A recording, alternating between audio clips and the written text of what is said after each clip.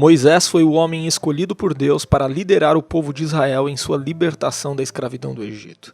A história de Moisés na Bíblia está registrada entre os livros de Êxodo e Deuteronômio.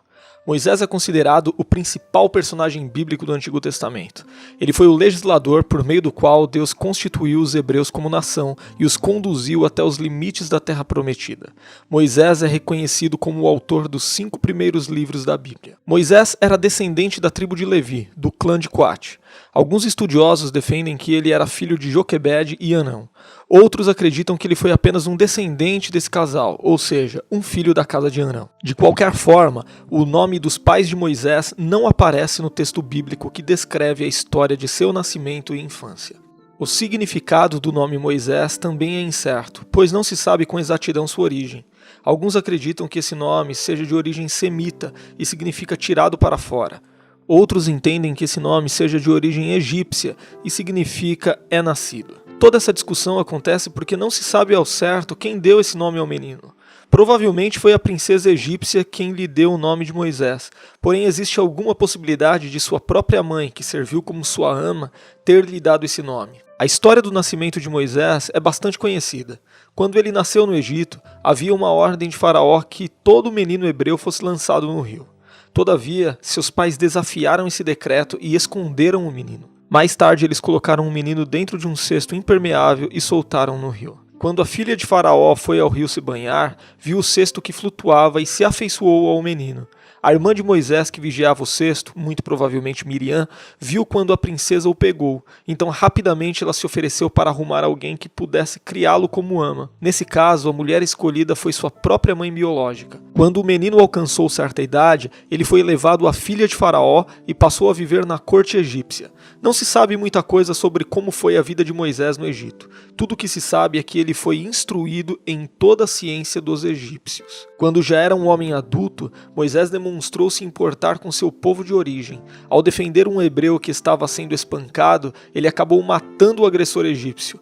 Moisés pensou que ninguém havia visto o que ele fez, mas no outro dia, ao tentar intervir na discussão entre 2 hebreus, um deles lhe acusou de assassinato. Quando o faraó soube o que Moisés havia feito, procurou matá-lo. No entanto, Moisés fugiu em direção ao deserto do Sinai e se estabeleceu em Midian. Foi em Midian que ele ajudou e protegeu as filhas de Reuel, também chamado de Jetro. Ali Moisés acabou se casando com uma das filhas desse homem, por nome de Zípora. Com ela, Moisés teve 2 filhos, Gerson e Eliezer. Ele também passou a cuidar do rebanho de seu sogro nas proximidades de Horebe, na península do Sinai. Foi justamente enquanto estava sendo pastor de ovelhas que Deus se revelou a Moisés e o convocou para liderar o povo de Israel em sua libertação do Egito. Ele estava cuidando do rebanho no deserto quando viu uma sarça ardente. Através daquele evento miraculoso, Moisés conheceu o Deus santo e vivo. Ele mostrou-se um tanto quanto relutante a retornar ao Egito, porém ele recebeu de Deus a garantia de sua presença como sinal de que ele havia sido enviado pelo Todo-Poderoso, cujo nome é Eu Sou o que Sou. Moisés também alegou não ser eloquente ao falar, por isso Deus permitiu que Arão, seu irmão, servisse como seu porta-voz, declarando a mensagem dada pelo Senhor a ele. Então, depois de ter passado 40 anos cuidando de ovelhas no deserto, Moisés retornou ao Egito para confrontar Faraó e pedir a liberação do povo hebreu. Naquela ocasião ele já estava com 80 anos de idade. Faraó se opôs ao seu pedido e desprezou o Deus de Israel. Tudo aconteceu conforme o plano soberano de Deus. Muitos anos antes, o Senhor havia prometido ao patriarca Abraão que julgaria a nação que haveria de dominar e oprimir o seu povo. Deus então demonstrou através de Moisés e Arão sinais de seu poder, tanto aos egípcios quanto aos hebreus. Deus enviou uma série de 10 pragas que significavam um juízo divino sendo derramado sobre a nação do Egito, sobre seu rei e sobre seus deuses. Após o envio das consecutivas pragas que apontavam para o poder do Deus de Israel, Faraó deixou que os israelitas saíssem do Egito. No entanto, antes da última praga, que consistiu na morte dos primogênitos do Egito, Deus deu instruções a Moisés para instituir a celebração da Páscoa. Após a saída do povo de Israel do Egito, Faraó ainda tentou persegui-los. Provavelmente ele acreditou que os israelitas ficariam encurralados pelo mar. No entanto, Deus abriu as águas do Mar Vermelho para o povo de Israel passar e depois as fechou sobre o exército de Faraó.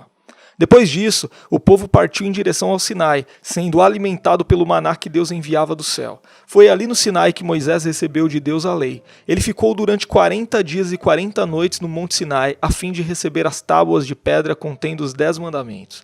Deus também instruiu Moisés sobre como proceder na fabricação de um santuário móvel. Este serviria de local apropriado para adoração a Deus. Deus também lhe falou sobre a instituição do sacerdócio na casa de Arão. Em decorrência da incredulidade e rebeldia dos israelitas, a peregrinação pelo deserto se estendeu por 40 anos. O resultado foi que a primeira geração que havia saído do Egito morreu antes de entrar na terra prometida. Enquanto liderou o povo de Israel, Moisés enfrentou várias oposições. O povo era ingrato e diversas vezes questionou sua autoridade. Moisés conduziu o povo até as fronteiras da terra prometida e inclusive enviou espias para investigar a terra.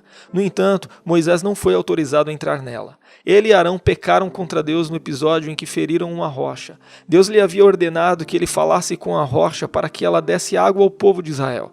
Mas ele falou com ira, agiu com arrogância, tomando para si o lugar e a honra de Deus, e ainda agiu com violência, batendo na rocha. Depois, Moisés orou a Deus e lamentou profundamente o castigo de não poder entrar na terra prometida.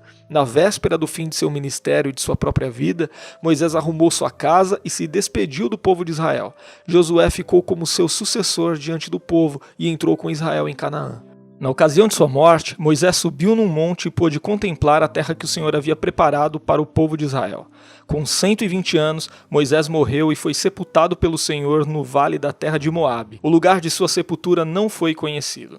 A importância de Moisés na história é muito grande. Enquanto esteve liderando o povo de Israel durante 40 anos no deserto, Moisés escreveu suas obras literárias. Ele foi o principal autor do Pentateuco, ou seja, os 5 primeiros livros do Antigo Testamento, também chamados de Torá. Além de ter escrito os livros da lei, Moisés também escreveu pelo menos um dos salmos, o Salmo 90. Por ter sido um dos homens escolhidos por Deus para escrever as Escrituras, Moisés também foi um profeta que revelou e registrou as palavras de Deus ao povo sob a direção do Espírito Santo. O escritor de Hebreus destaca Moisés como um exemplo de fé ao rejeitar ser chamado de filho da filha de Faraó. Ele também estabelece uma comparação entre Moisés e Cristo, mostrando que Moisés foi uma figura de Cristo como mediador da antiga aliança. Essa antiga aliança apontava diretamente para o próprio Cristo, no qual encontra seu perfeito cumprimento. Moisés foi um homem de caráter e fiel a Deus, preocupado com a honra do nome do Senhor. Ele ocupou uma posição muito elevada no plano divino do Antigo Testamento. A fama de Moisés como grande homem escolhido por Deus se estendeu desde os tempos de Josué até os tempos do Novo Testamento.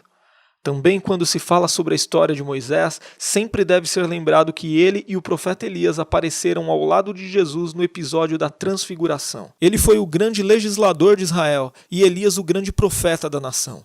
Naquela ocasião eles falaram da morte iminente de Jesus, apontando para o fato de que a lei e os profetas testificaram de Cristo. Se você gostou deste vídeo, inscreva-se